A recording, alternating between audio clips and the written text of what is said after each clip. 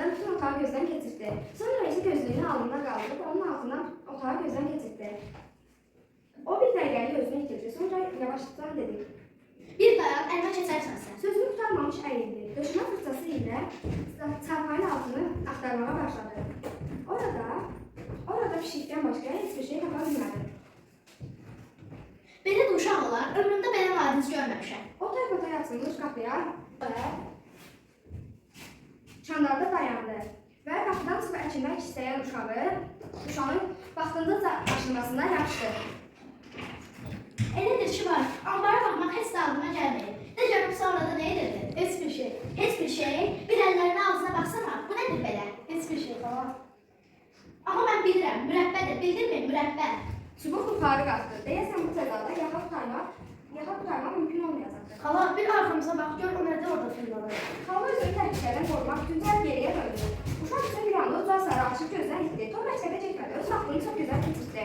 Tom yaxın evə döndü. Tomun kiçik kögəl qardaşıydı, ona tapşırılan bütün işin hamısını görmüşdü. O sözə baxan və sakit uşaq idi. Sözə baxan axşam yeməyini yeyərkən, fürsət düşdükdə isə qəlblərinə gəl sıxışdırırdı.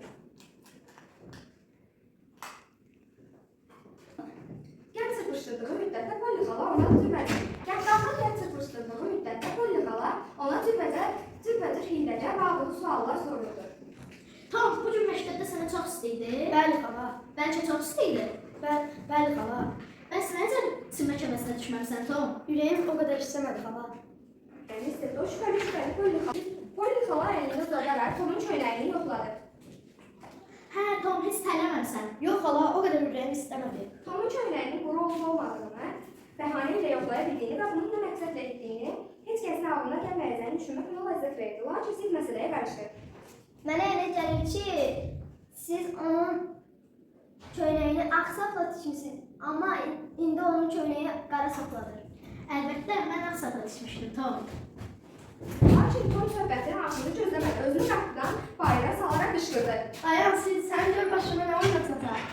Hələ hava qaralmamışdı. Tomun qarşısında özündən hava qaralmamışdı. Tomun qabağında özündən atça böyük olan tanımadığı bir oğlan durmuşdu. Oğlan həm də yaxşı geyinmişdi. İşə bir bax, artıq indi o yaxşı geyinmişdi.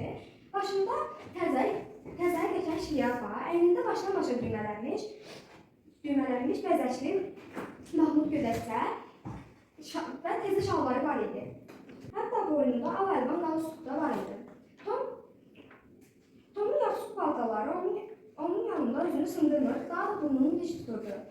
Bir müddət bir-birlərinə baxdıqdan sonra Tom dilləndi. İstəyirsən səni əzişdirir. Bunları var, əzişdirəm, sən bacaran işləyib. Əzişdirərəm. Yox, bilməsin. Bilərəm. Ağır bir sükut çökdü. Sonra Tom yenidən dilləndi. Nədir? Sənin adın nədir? Sənə borcum. İstəsən mənə borcun qalar. Amma bu bəs niyə əzişdirmirsən?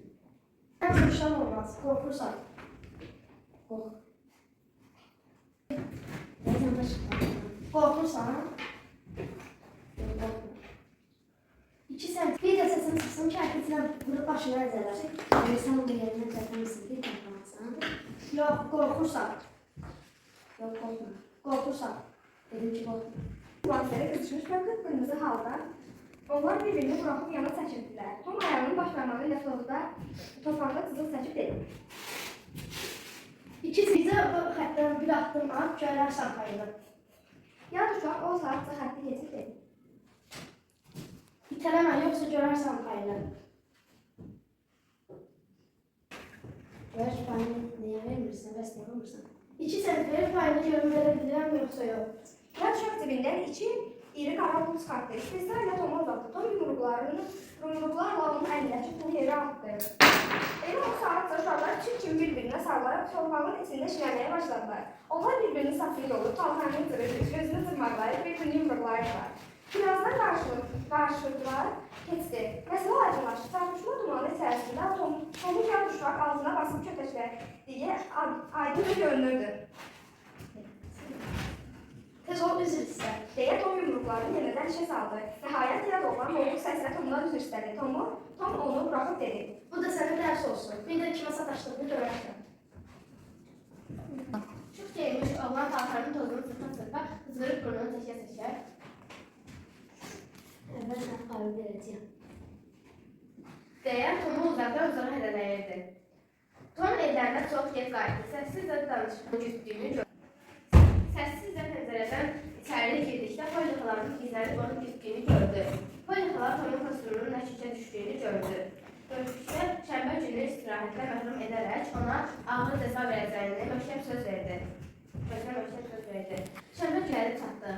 Tom əlində əhəng veyrəsi və uzun bir fırça şəkilə göründü. O, barını gözdən keçirtdi. Sifətindəki şən ifadə yox oldu. İş çox idi. Tom fırçanı əlinə alıb işə başladı. Bir də keçmiş artıq onun istehzalarından qorxurdu.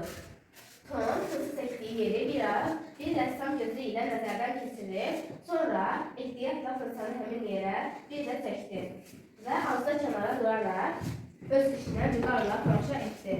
Ben dedi, Tom, biraz ben de anlattım. Sen gittin, senin geldiğini görmedim. Bu iş senin bazaran değil. Sen ne danışırsan, ben bağırı da anlattım. Bunu ancak ben edebilirim, söylemezsen. Yani tecrübe edin. Sen bu işi bazaramazsan, almanın yarısını vererek. Ver biraz ağırdı. Bu iş sen bazaran değil, hamısını vererek. Tom bizdən könülsüz, lakin ürəyində bərk sevinərək əlindəki fırçanı verdi. Ben yorulub güclə düşəndə isə Tom kağızdan düzəldilmiş köhnə bir çərçələn müqabilində növbəni bir led şirə satdı. Yorulmuş fişeri əvəz edən Johnny Miller Tom'a bir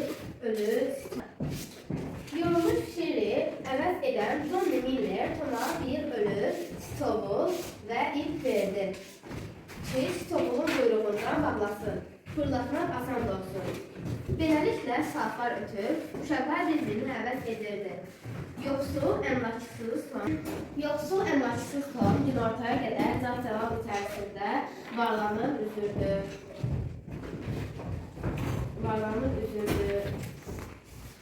Tom Polly xalanın yanına gəldi.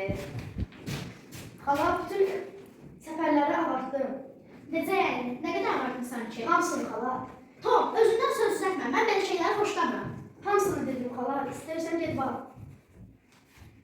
Polly xala ona avardan ən böyük almanı verdi. Tom isə fürsətdən istifadə edib bir qoval çırpışdırdı.